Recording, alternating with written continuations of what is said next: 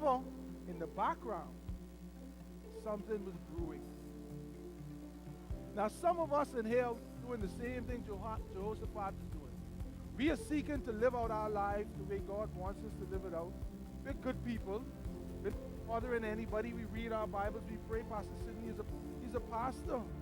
His wife is an educator. Fine people. They had a desire to raise their kids, and they wanted to raise healthy kids. But looming in the background was a storm. Some things that was beyond their control. The same with Jehoshaphat's army. So now Jehoshaphat knows that things are about to get real. That he was serving faithfully, and now his worst fears are coming to fruition. He got word that there was something in the front of him that would threaten him. Verse 3 says this, and then Jehoshaphat was afraid. He was scared. And so the question I want to answer this morning is, what do we do when we are deathly afraid? Because storms are looming in this room, in all of our lives. And eventually, that storm that is hiding, it will show up. And when it shows up, it will seek to take our nerve. And we are going to be afraid. And listen, that is natural. But the question is, what do we do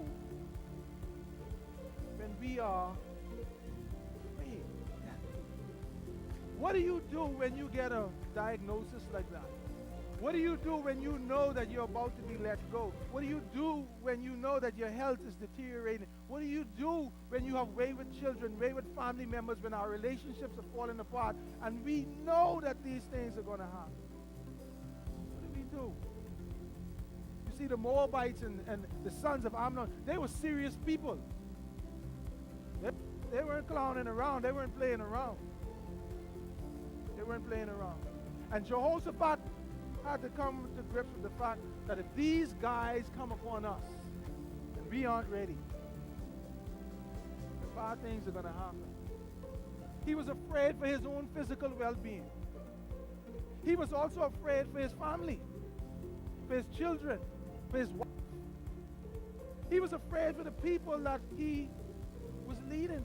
He was afraid of his legacy. These are some real fears, and some of us, all of us in here, could identify with those things. We don't want sickness. We don't want storms to take from us what we believe that God has entrusted to us and given to us. So what do we do when we are afraid?